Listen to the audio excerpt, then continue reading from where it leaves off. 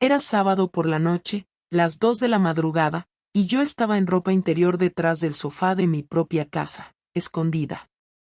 No me preguntes cómo terminé así, porque ni yo misma lo sé. Bueno, sí lo sé. Todo empezó con los malditos calcetines. Javier, mi marido, se había ido a dormir temprano. Llevaba semanas raro, distante, como si estuviera harto de todo, pero sin decirlo en voz alta. Yo, por mi parte, estaba en ese punto donde una copa de vino se convierte en 3, y te da por ponerte el vestido negro que no usas desde 2018, ese que todavía te hace sentir deseada. No salí. Solo me lo puse. Me senté en el sofá, con una copa en la mano, sola, y me puse música. Por primera vez en mucho tiempo, me sentí mujer. No esposa. No abogada. No la que lleva la casa. Pero entonces pasó algo que no tenía sentido. Escuché un golpe en la cocina. Pensé que Javier se había levantado, pero no. Era otra cosa. Me levanté en silencio, descalza, y lo vi. Él estaba ahí, de espaldas, completamente vestido, sacando un sobre del fondo del mueble de lavavajillas. Un sobre que yo nunca había visto. No hizo ruido, no encendió la luz. Lo metió en la chaqueta y volvió a subir las escaleras como si nada. Me quedé paralizada. Literalmente. ¿Qué coño acababa de ver? Mi primer pensamiento fue tonto. ¿Una carta de amante? ¿Dinero escondido? Pero había algo peor, su forma de moverse. Casi como si lo hubiera ensayado. Esperé unos minutos, subí también, y me hice la dormida. Él ya estaba en la cama, respirando tranquilo, como si no acabara de salir en mitad de la noche a esconder cosas en su propia cocina. No dormí nada. A la mañana siguiente, fingí que no había pasado nada. Hice el desayuno, le hablé como siempre, pero no podía dejar de pensar en lo que vi. Me pasé todo el domingo como una actriz. Riendo, cocinando, preguntando por el fútbol, como si no supiera que mi marido se comportaba como un delincuente. El lunes, lo seguí. Nunca lo había hecho, y no me siento orgullosa, pero ya no confiaba en él. Se supone que iba a trabajar a las 8. Lo vi salir de casa a las 7:40, traje impecable, café en mano. Pero no fue a la oficina. Lo seguí con el coche hasta la otra punta de la ciudad. Lo vi entrar en una casa. Una casa que no era suya, ni de su familia. Ni de un amigo. Era una casa con una mujer en bata esperándolo en la puerta. Y no pasó lo que te imaginas. No la besó. No entró corriendo. No hubo escena romántica. Solo le dio el sobre. Ella lo abrió ahí mismo, en el porche, lo miró, le dijo algo, y él se fue. Rápido. Como si no quisiera estar ahí más de un minuto. Como si esa mujer fuera una bomba a punto de estallar. Yo no me moví del coche. Me quedé ahí, con el corazón a 1000. No entendía nada. Él, mi Javier, el que nunca rompe las reglas, el hombre que se ofende si alguien se salta un semáforo, estaba llevando sobre secretos a una mujer desconocida en una casa escondida. Y ahí empezó todo.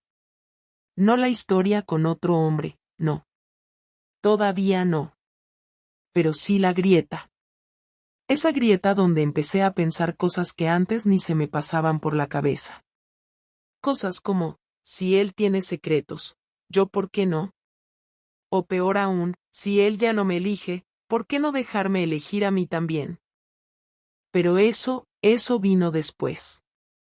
La primera vez que pasó, me prometí a mí misma que no se repetiría. Fue una semana después de seguir a Javier hasta aquella casa, después de ver cómo le entregaba aquel sobre a esa mujer que no era ni amiga, ni compañera de trabajo, ni familiar. Aquella noche me sentí tan desconectada de él, tan sola, que cuando Marcos me invitó a tomar algo después del trabajo no le dije que no. No lo planeé. No fui con intención. Solo acepté. Pensé que sería una cerveza y ya está, pero se convirtió en dos, luego en una cena rápida, y antes de darme cuenta, estaba en el asiento del copiloto de su coche, temblando más de vergüenza que de deseo, diciéndole que no sabía qué estaba haciendo mientras él me acariciaba el muslo. No hubo sexo esa noche, pero lo que hicimos no fue inocente. Lo peor es que no me sentí tan mal como debería. Me sentí viva, deseada, un poco sucia también, pero extrañamente fuerte. Fue como tomar el control por primera vez en años. A la mañana siguiente no pude ni mirarme al espejo, pero tampoco quise arrepentirme. Me vestí, hice café, me senté frente a Javier como si nada hubiera pasado y él ni siquiera notó la diferencia. Pasaron 3 semanas y lo de Marcos se convirtió en algo que yo fingía no nombrar. Decía que estaba estresada en el trabajo, que llegaba tarde por informes, por reuniones, por tráfico. Javier ni lo cuestionaba. Seguía en su mundo, en sus silencios, en su rutina. De hecho, cuanto menos me hablaba él, más espacio dejaba para que otro ocupara su lugar. Una noche, ya habíamos hecho lo que claramente no debía estar pasando, y me quedé más de la cuenta en casa de Marcos. Salí tarde, sin maquillaje, con el pelo atado de cualquier forma, y fui directa al supermercado para comprar cualquier cosa que me hiciera parecer una esposa que simplemente venía de hacer la compra. Tenía que sostener la mentira. Tenía que tener una excusa. Lo que no esperaba era cruzarme con alguien que sí conocía a Javier. Era su compañera del gimnasio, Laura, una mujer que siempre fue amable conmigo pero que me resultaba completamente prescindible hasta ese momento. Me saludó efusivamente, notó que yo no llevaba bolsas, solo las llaves y el móvil, y que estaba a punto de entrar, no salir. Me preguntó si estaba sola, le dije que sí, que Javier había tenido un día largo y que yo había salido a comprar algo rápido para la cena. Se despidió con una sonrisa pero con una mirada que me incomodó, como si no creyera del todo lo que dije. A los 3 días, Javier me esperó en casa con una actitud que no le había visto en años. Estaba tenso, serio, incluso frío. No me saludó con un beso ni me preguntó cómo me había ido. Me observó mientras dejaba las llaves, mientras me quitaba los zapatos, mientras colgaba el bolso. Me dijo que necesitábamos hablar. Y ahí supe que algo no encajaba. No entró gritando. No hubo insultos. Pero su forma de mirarme era diferente. Me pidió que me sentara en el salón y no dijo ni una palabra durante un buen rato. Caminó de un lado a otro, como si estuviera decidiendo cómo empezar. Luego se sentó frente a mí y sin rodeos, sin adornos, me soltó la frase más incómoda que alguien puede escuchar en un matrimonio. ¿Hay alguien más? Lo negó todo, por supuesto. Le dije que estaba loco, que estaba paranoico, que no tenía ni idea de lo que estaba diciendo. Pero no gritó. No discutió. Solo me miró y dijo que Laura me había visto en el parking del supermercado esa noche. Que no llevaba bolsas. Que tenía el pelo revuelto y que claramente venía de otro sitio. Le dije que exageraba, que no podía basar toda una acusación en eso. Él no contestó. Se levantó, fue a la cocina y volvió con una hoja impresa. Era un correo electrónico. De Laura.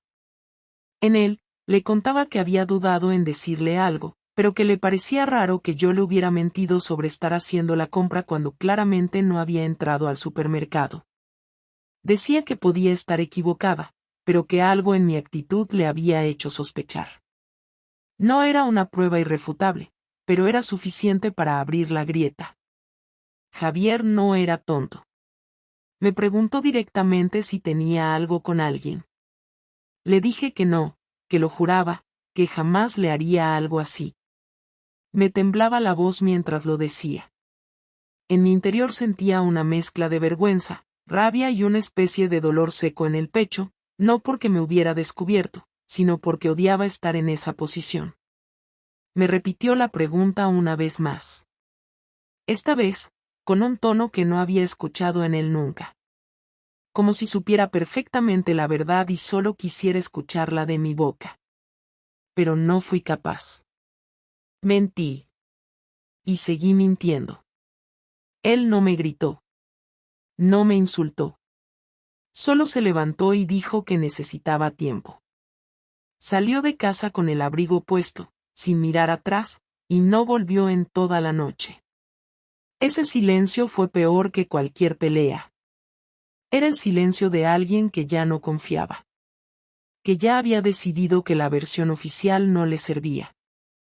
Que no necesitaba pruebas porque su instinto ya había hecho el trabajo por él. Me quedé sola en el sofá, con las luces encendidas, sin saber si llorar o vomitar. Me sentí pequeña, estúpida, sucia. Me pregunté si había valido la pena. No lo que hice con Marcos, sino todo el teatro. El ocultarlo, el engañar, el mentir como si tuviera 12 años. Me fui a dormir sin cerrar bien la puerta, deseando que Javier regresara para poder inventar una excusa más, una explicación menos dolorosa. Pero no regresó. Al día siguiente, recibí un mensaje. No de él. De Marcos. Me preguntaba si todo estaba bien, si me sentía culpable. No respondí. Apagué el móvil. Por primera vez en semanas, no me sentía poderosa. Me sentía como alguien que había destruido algo sin estar segura de por qué. Javier volvió a casa por la tarde. No me miró. Fue directo a nuestra habitación, se duchó, se cambió de ropa y salió de nuevo. No me dijo a dónde iba. No me pidió explicaciones. Esa indiferencia fue lo que más me dolió. No los celos. No la sospecha. Sino la frialdad. Porque cuando alguien deja de pelear contigo, es porque ya no le importas. Y ese fue el primer verdadero castigo. La confrontación no fue como la había imaginado. No fue un escándalo con gritos, platos rotos o vecinos escuchando a través de la pared. Fue peor. Fue una conversación lenta, sin filtros, en la que todo lo que evitamos durante años salió de golpe como una bola de lodo que nos manchó a los dos sin posibilidad de limpiarnos en ese momento. Fue 3 días después de que él me hiciera aquella pregunta directa. Durante esos 3 días, apenas hablamos. Se limitó a entrar y salir de casa, a dormir en el sofá, a comer solo lo justo, a ignorarme como si fuera una inquilina molesta en su casa. Yo intenté acercarme una vez, le pregunté si quería cenar conmigo, y solo contestó que no tenía hambre. Otra noche me senté a su lado mientras él veía las noticias, intentando decir algo, cualquier cosa, y me dijo que no tenía ganas de hablar. No lo dijo con rabia, lo dijo con una tristeza tan seca que me hizo sentir que ya lo había perdido. Lo que me rompía por dentro no era su distancia, sino lo rápido que parecía haberse apagado todo entre nosotros. Sentí que estaba con un extraño que sabía todo sobre mí, incluso lo que yo nunca había dicho en voz alta. Fue el viernes por la noche cuando por fin explotó todo. Estábamos los dos en casa. No había más que silencio entre nosotros. Javier salió del baño, se puso una sudadera gris, se sentó frente a mí en la mesa del comedor y me dijo que necesitaba hablar sin interrupciones, sin excusas, sin mentiras. Dijo que no quería oír frases preparadas, que no quería que lo tratara como a un idiota. Me preguntó de nuevo, pero esta vez con más detalle. Me preguntó si me acosté con otro hombre. No me dio tiempo a negar nada. Me dijo que ya no necesitaba que se lo dijera porque había sacado sus propias conclusiones. Lo dijo con tanta calma que me asustó. Yo no sabía qué decir. Tenía la boca seca, las manos frías y la garganta cerrada. Intenté contestar, pero me temblaba la voz. Le dije que no era lo que pensaba, que no era una relación, que había sido un error, que no significaba nada. Él solo me miraba, sin mover un músculo de la cara, como si esperara a ver hasta dónde podía llegar mi cinismo. Le expliqué que fue por impulso, por soledad, por una sensación de vacío que llevaba meses arrastrando, pero mientras hablaba, me di cuenta de que todo sonaba más falso de lo que yo misma podía soportar. Javier apoyó los codos en la mesa y entrelazó los dedos. Me preguntó si había sido una sola vez o varias. Dudé un segundo. Fue suficiente. Me dijo que no respondiera, que ya entendía la respuesta. Entonces empezó a hablar él. Me contó que había estado sospechando desde hacía semanas, incluso antes de que Laura dijera nada. Que no eran mis horarios lo que le llamó la atención, ni mis excusas, sino algo más sutil, mi expresión cuando él entraba en la habitación, la manera en que me alejaba cuando intentaba abrazarme, el tono de voz con el que lo trataba, como si todo lo que él dijera le molestara o le pareciera inútil. Me dijo que hacía mucho que no veía una mirada de cariño en mis ojos, que lo había notado, pero que no había querido aceptarlo por costumbre, por miedo, por no destruir lo poco que aún quedaba entre nosotros. Cuando terminó de hablar, me miró fijamente y me dijo que quería saber la verdad completa. No media verdad. No una versión suavizada. Me pidió que fuera directa. Así que lo hice. Le dije que sí, que había estado con otro hombre. Que lo conocí en el trabajo. Que no fue planeado, pero que lo permití. Que me gustó sentirme deseada. Que me sentí viva después de mucho tiempo. Que lo lamento, pero que no puedo decir que no me hizo bien en ese momento. Mientras hablaba, Javier no dijo nada. Solo se quedó ahí, sentado, escuchando, sin parpadear. Y cuando terminé, se quedó callado unos segundos, y luego dijo que ya no quedaba nada que hablar. Le pregunté qué significaba eso. Me dijo que iba a salir de casa esa misma noche. Que no podía dormir bajo el mismo techo que una mujer que había mentido, engañado y además, pretendía justificarlo. Le dije que estaba exagerando, que había matrimonios que pasaban por esto y salían adelante. Me miró con una mezcla de asco y decepción y me dijo que él no era de esos. Que para él, una relación basada en mentiras no era una relación, y que no iba a pasarse la vida vigilando a su pareja para asegurarse de que no volviera a pasar. Me dijo que no confiaba en mí, que no creía en lo que yo decía, y que tampoco pensaba que lo lamentara tanto como quería aparentar. Intenté detenerlo, le rogué que lo pensáramos, que habláramos más adelante, que no tomara decisiones en caliente. Me miró con dureza y me dijo que ya había tenido suficiente tiempo para pensar. Que había pasado 3 noches enteras imaginando cada detalle de lo que había hecho. Que se había quedado despierto imaginando dónde, cuándo, cómo. Que ya tenía todas las imágenes en la cabeza, aunque yo no se las hubiera contado. Me dijo que eso no se borraba. Que aunque intentáramos seguir, siempre estaría ahí. Que ya no podía mirar mi cara sin pensar en otra persona tocándome, besándome, haciéndome sentir cosas que yo ya no sentía con él. Y entonces, sin más, se fue. Tomó una maleta pequeña del armario, metió algo de ropa y se fue sin decir adiós. Me quedé sola en el comedor, con las luces encendidas, con el sonido del reloj marcando los segundos como única compañía. No lloré en ese momento. Ni grité. Ni rompí nada. Solo me quedé en silencio, procesando lo que acababa de pasar. No solo me había descubierto. Me había dejado. Había cruzado una línea de la que no se podía volver. Había destruido algo que, aunque estaba desgastado, todavía tenía forma. Y lo había hecho de la manera más torpe, más cobarde, más egoísta. Sabía que él no iba a perdonar. Javier no era de los que olvida. Ni de los que finge que no pasó nada. Y esa fue la primera noche en años que dormí completamente sola en casa. Pero lo peor no era la soledad. Lo peor era la certeza de que yo había causado todo. Cuando Javier volvió a la casa después de 2 días fuera, no volvió como mi marido. Volvió como alguien que ya había tomado una decisión y que solo venía a ejecutar lo que llevaba planeando en silencio. Yo creí que regresaba para hablar, para replantear las cosas, incluso para pedir explicaciones con más calma. Pero desde el momento en que entró, entendí que nada de eso iba a suceder.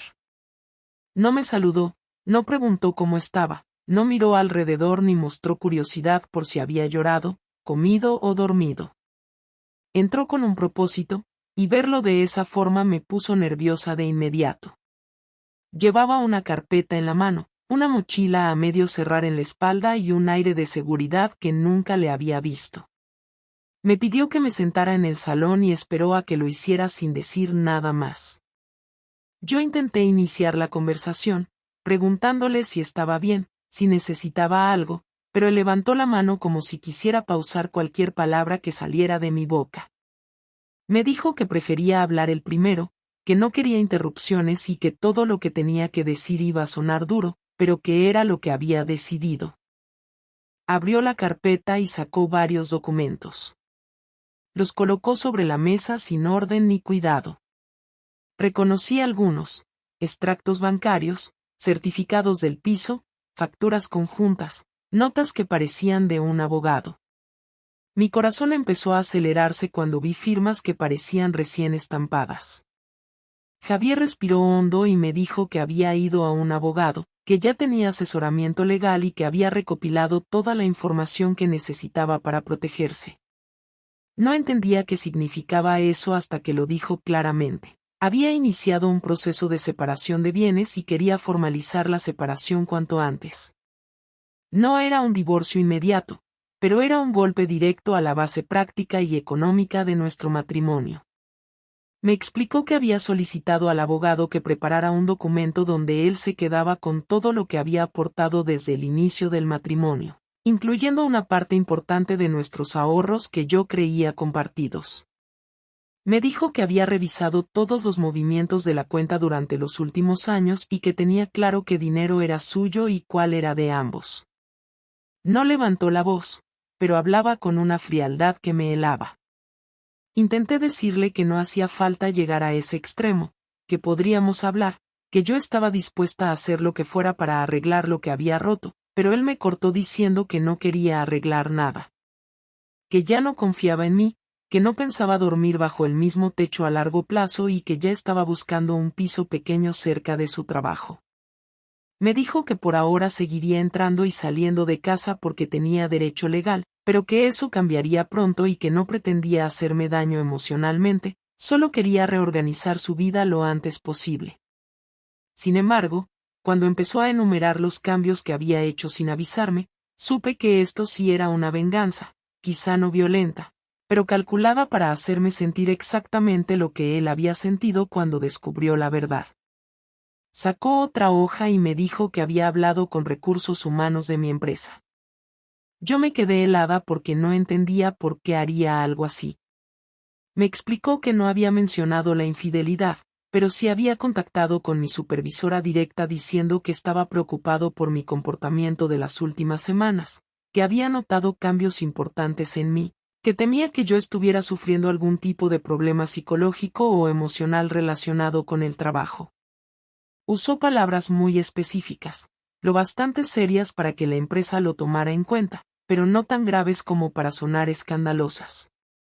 Lo había hecho de manera que no podían ignorarlo porque él figuraba como contacto de emergencia y esposo. Eso significaba que yo iba a ser llamada a una reunión en cuanto volviera al trabajo. Me imaginé en esa conversación, teniendo que explicar cosas que no podía decir, viéndolos mirarme como si yo fuera inestable, sabiendo que la mentira me iba a perseguir incluso en el único ámbito donde todavía me sentía competente. Le pedí que por favor retirara ese correo, que podía arruinarme la imagen profesional, que no tenía derecho a interferir en mi trabajo. Él me respondió que no había hecho nada ilegal, que solo había expresado preocupación por alguien cercano a él y que era la empresa la que decidiría qué hacer. Cuando le dije que era una forma de castigo, Me miró con una calma que me desarmó completamente y dijo que no era castigo, que era consecuencia. Según él, yo había roto algo que no tenía arreglo y él tenía derecho a protegerse de las secuelas. Me dijo que no pensaba permitir que yo siguiera moviéndome en nuestra vida como si nada hubiera pasado. Que yo había tomado decisiones sin pensar en él y que ahora él estaba haciendo lo mismo. Luego vino lo peor. Me dijo que había hablado con mi hermana. Me quedé sin aliento cuando lo escuché decirlo, porque mi hermana es la única persona de mi familia con la que tengo una relación cercana. No tengo la confianza suficiente para contarle algo así y sabía que ella sería implacable si descubría la verdad. Javier me dijo que no le había dado detalles íntimos, pero sí le había dicho que nuestra relación estaba mal por algo que yo había hecho. Le dijo que yo estaba mintiendo y que él prefería tomar distancia. Lo dijo de forma que ella, inevitablemente, quisiera saber qué estaba ocurriendo. Esa llamada iba a tener consecuencias directas, porque mi hermana no deja nada sin resolver. Yo sabía que tarde o temprano me confrontaría y me obligaría a explicarle lo que pasó. Podía sentir como mis piernas temblaban debajo de la mesa mientras él seguía hablando. No había gritos, no había insultos, pero cada acción suya estaba diseñada para desarmarme. Cuando pensé que ya no podía haber más, Javier dijo que había ido también a casa de mis padres. No para contarles nada concreto, sino para decirles que estábamos pasando por un momento difícil, que él no sabía si la relación podía continuar. Que yo necesitaba apoyo emocional y que prefería que ellos estuvieran al tanto porque él no quería cargar con la responsabilidad de sostenerme mientras tomaba distancia. Mis padres siempre me habían visto como la hija ordenada, responsable, la que no daba problemas, y ahora iban a sospechar que algo grave había pasado, algo que yo no estaba contando. Me imaginé sus caras, sus preguntas, el tono cuidadosamente amable pero profundamente decepcionado, y me dieron ganas de salir corriendo. Cuando por fin terminó de enumerar todo lo que había hecho, me miró directamente y me dijo que no buscaba vengarse de mí, pero que tampoco iba a quedarse de brazos cruzados mientras yo intentaba seguir con mi vida sin enfrentar las consecuencias de mis decisiones. Me dijo que no me deseaba mal, pero sí claridad, y que prefería que todo se supiera aunque yo no quisiera contarlo porque él no iba a cargar con la culpa de un matrimonio roto cuando él no había sido quien cruzó la línea. Le dije con la voz temblando que estaba destruyendo mi vida, que estaba exagerando, que me estaba exponiendo, que había otras formas de manejar esto. Javier me respondió que yo había destruido la suya sin darle opción, que no estaba exagerando y que él solo estaba ordenando lo que yo había desordenado. Dijo que ojalá yo entendiera que mis actos no vivían en un vacío, que tenían un eco y que él había decidido no ser el único que lo escuchara. Cuando terminó de hablar, se levantó, guardó la carpeta y salió de la casa sin decir a dónde iba. Yo me quedé sentada, incapaz de moverme, sintiendo que todo mi entorno se derrumbaba pieza a pieza, sin necesidad de gritos ni escándalos públicos. Él había logrado algo que no imaginé que fuera capaz de hacer, golpearme donde más me dolía, en mi estabilidad, en mi reputación, en mi orgullo. No con violencia, sino con precisión. No era el Javier que había conocido. Pero quizás simplemente era el Javier que yo había obligado a salir. Pasaron 6 días sin que él regresara a casa ni se comunicara conmigo. No contestó mis mensajes, no devolvió mis llamadas, y la única señal de que seguía vivo fue un ingreso automático a nuestra cuenta común desde su nómina y una actualización en su estado civil en redes, que de casado pasó a sin especificar. Fue entonces cuando supe que lo había perdido de verdad. No estaba jugando a castigarme, no estaba esperando una disculpa emocional, no estaba haciéndome sentir mal para luego negociar. Estaba cortando todos los vínculos de forma silenciosa y sistemática. Yo pasaba las noches caminando de un lado a otro del pasillo, abriendo la nevera sin razón, esperando escuchar sus llaves en la puerta aunque sabía perfectamente que no iba a volver. A veces me preguntaba si tenía derecho a sentirme así, si después de lo que hice tenía derecho a querer que regresara o a pedirle que hablara conmigo. pero más allá de lo que merecía o no, yo necesitaba esa conversación. No podía seguir adelante sin mirarlo a los ojos, sin que al menos dijera en voz alta si esto era el final o solo un proceso largo de reconstrucción. Así que el domingo, a las 8 de la tarde, le mandé un mensaje corto: quiero que hablemos. Dime si puedes venir. Solo necesito una vez. No respondió hasta las 11 de la noche. Solo escribió: mañana, a las 7. 1 hora. La puntualidad fue casi dolorosa. A las 7 en punto del día siguiente, tocó el timbre. No usó su copia de llaves. No entró como alguien que regresa a su casa. Entró como alguien invitado, con la mochila al hombro y cara de quien viene a cerrar un trato.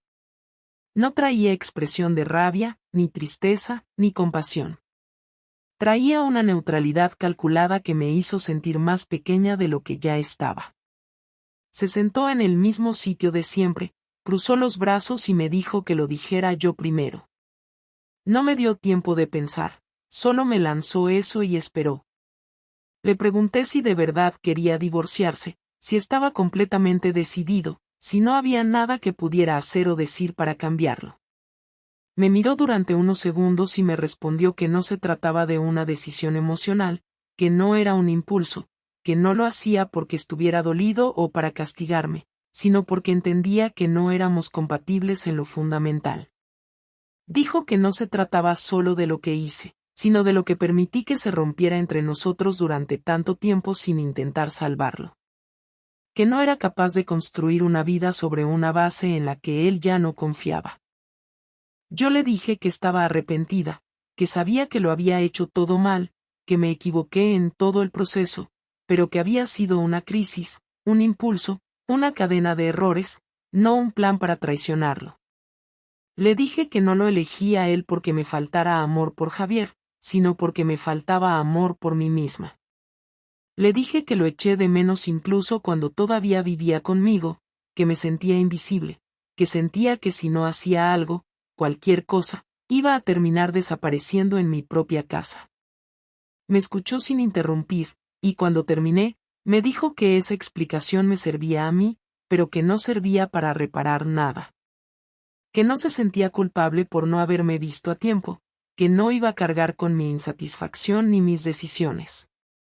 Me dijo que durante años me dio todo lo que tenía a su manera, y que si yo no supe pedir lo que necesitaba, no era responsabilidad suya. Que nadie merece ser engañado por omisión, por vacío o por rutina. Intenté acercarme, poner una mano sobre la suya, pero la retiró con una rapidez que me dejó helada. Me dijo que no estaba ahí para escenas de reconciliación, que no iba a caer en la nostalgia ni en las emociones. Que había aprendido en estos días a diferenciar entre el apego y el amor, entre el dolor y la necesidad. Me dijo que me había amado de verdad, que incluso había hecho planes de hijos conmigo, de viajes, de envejecer juntos, pero que ya no veía en mí a la persona con la que había imaginado todo eso. Que ahora, cuando me miraba, veía a alguien a quien no conocía y que no tenía intención de redescubrir. Que para él, la historia se había cerrado el día que supe que debía decir la verdad y elegí mentirle en la cara. Le pregunté si había alguien más, si todo este despliegue de frialdad era porque ya tenía a otra persona o estaba interesado en alguien. Se rió suavemente, con una ironía que me dolió más que cualquier grito, y me dijo que no necesitaba otra persona para alejarse de mí. Que no todo el mundo actúa como yo, buscando reemplazos en lugar de soluciones. Me dijo que su decisión era solitaria, que no había nadie esperándolo, que no quería rehacer su vida con prisa ni ponerle etiquetas a su futuro. Que solo quería paz. Y que conmigo ya no la tenía. Le pregunté si podía perdonarme aunque no volviéramos a estar juntos. Me miró sin expresión y dijo que el perdón no siempre llega a tiempo, y que a veces perdonar no implica retomar nada, sino simplemente dejar de cargar con la rabia. Me dijo que tal vez algún día pudiera mirar atrás sin dolor, pero que no contara con su cariño de regreso. Que no quería ser mi amigo, ni mi confidente, ni mi referencia emocional. Que si de verdad me importaba lo que él sentía, debía aceptar que no quería tenerme cerca. Estuvimos en silencio durante varios minutos. Ninguno dijo nada. Escuchábamos el ruido del tráfico a lo lejos, y el aire denso entre los dos parecía llenarlo todo. Me costaba respirar. Yo quería llorar, pero no me salía una sola lágrima. Me pregunté si era por vergüenza o por agotamiento. Él se levantó, recogió su mochila, me dijo que su abogado me contactaría en los próximos días para los trámites formales. Le pregunté si al menos me dejaría escribirle una carta, un correo, algo donde pudiera decir todo lo que no había sabido explicar. Me dijo que hiciera lo que quisiera, pero que no esperara respuesta. Cuando se fue, no cerré la puerta. Me quedé de pie, mirando hacia el pasillo vacío, escuchando el eco de sus pasos mientras se alejaba. No sé cuánto tiempo estuve así. Quizá fueron 10 minutos, quizá una hora. Solo sé que cuando volví a sentarme, entendí que ya no tenía sentido insistir. La conversación que tanto había esperado no trajo consuelo, ni esperanza, ni nuevas oportunidades. Solo confirmó lo que en el fondo ya sabía, que no hay palabras suficientes para reparar una traición cuando la confianza se rompe por completo. Después de esa última conversación con Javier, la vida no se derrumbó de forma inmediata, pero sí empezó a cambiar en todo lo esencial. La primera señal concreta fue la notificación del abogado. Llegó al correo 2 días después, con tono formal, neutral, pero absolutamente claro. Javier había solicitado la separación formal de bienes, estaba dispuesto a negociar la parte económica sin conflictos, pero no tenía intención de mantener contacto personal innecesario durante el proceso. Leí el correo 3 veces y cada vez sentía que me quitaba algo, aunque no estuviera escrito. Era el principio de una vida donde él ya no iba a estar, y donde yo tendría que lidiar con las consecuencias exactas de todo lo que había hecho sin pensar en sus efectos. No respondí al abogado de inmediato. Me costó aceptar que ya no podía escribirle a Javier directamente, que cualquier cosa relacionada con nuestra vida compartida iba a pasar ahora por intermediarios que solo veían papeles y números, sin importarles lo que se había vivido dentro de esas paredes. Durante las siguientes semanas, todo se volvió mecánico. Dividir cuentas, firmar documentos, revisar quién se quedaba con qué, cómo se cancelaban servicios a nombre de los dos, qué se hacía con las cosas del piso. Él fue completamente práctico, sin sentimentalismo, sin reclamos. Incluso cuando hubo pequeños desacuerdos, los resolvió por escrito, con frialdad, como si hablar conmigo ya no tuviera sentido. Mi familia terminó enterándose de todo. Mi hermana, como era de esperar, me llamó una tarde y me preguntó directamente si era cierto que yo había engañado a Javier. No me gritó, no se escandalizó, pero su tono fue tan seco que me costó contestar.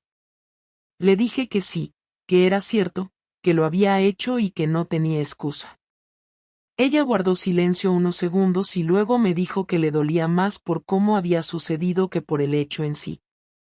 Me dijo que siempre me vio como alguien con principios, con una forma directa de afrontar las cosas, y que le costaba entender cómo había escondido todo durante tanto tiempo. Le pedí que no me defendiera, que no intentara justificarme delante de nuestros padres, que asumía la responsabilidad completa. Me dijo que no iba a hablar mal de mí, pero que tampoco podía apoyarme de la misma forma de siempre. Que necesitaba tiempo para procesar lo que había pasado, y que yo también debía aceptar que mis decisiones tenían impacto más allá de la pareja. Me sentí completamente sola después de esa llamada. No porque ella me rechazara, sino porque confirmé lo que ya intuía, que cuando rompes algo con la persona con la que compartes tu vida, también se rompen los vínculos colaterales, esas relaciones que creías intocables. Marcos desapareció por completo. No hizo falta decir nada. Simplemente dejamos de hablarnos. No hubo discusiones, ni promesas incumplidas, ni intentos de continuar. Solo distancia. Supongo que él también se dio cuenta de que no era una historia que podía continuar con naturalidad, que no íbamos a tener una relación estable después de todo lo que pasó. Me di cuenta de que lo nuestro nunca fue amor ni siquiera un vínculo real. Fue un escape, una distracción, un parche emocional mal puesto que explotó en el peor momento. Y cuando explotó, no quedó nada. No hubo nosotros, ni planes, ni explicaciones. Solo un silencio cómodo que ambos aceptamos sin drama. Volví al trabajo sintiéndome expuesta. Mi jefa me llamó a su despacho la primera semana y me preguntó si todo estaba bien. No mencionó el correo de Javier, pero se notaba que sabía algo.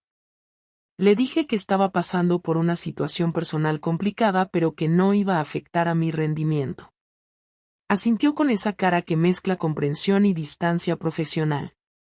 Lo agradecí, aunque sabía que mi imagen había cambiado. No me despidieron, no me bajaron el sueldo, no me trataron mal. Pero sí noté el cambio en la forma en que algunos compañeros me miraban, como si hubiera algo de mí que ya no encajaba del todo. Quizá era una paranoia mía. Quizá era real. Pero el resultado fue el mismo, me sentía fuera de lugar. Los días empezaron a pasar con una lentitud particular. Me levantaba, desayunaba sola, trabajaba sin entusiasmo, cenaba cualquier cosa, y me iba a dormir con la televisión encendida para evitar el silencio. No tenía a quien contarle nada. Mis padres estaban decepcionados pero no me lo decían directamente, simplemente hablaban de forma escueta cuando llamaban. Mis amigas más cercanas evitaban tocar el tema, y yo prefería no verlas porque no soportaba sus miradas de incomodidad. El piso parecía más grande desde que Javier se había ido, no por el espacio, sino por la ausencia de movimiento, de rutina compartida, de cualquier cosa que recordara a una vida compartida. A veces me sorprendía a mí misma haciendo la cama de lado que ya nadie usaba o dejando 2 tazas en la mesa por costumbre.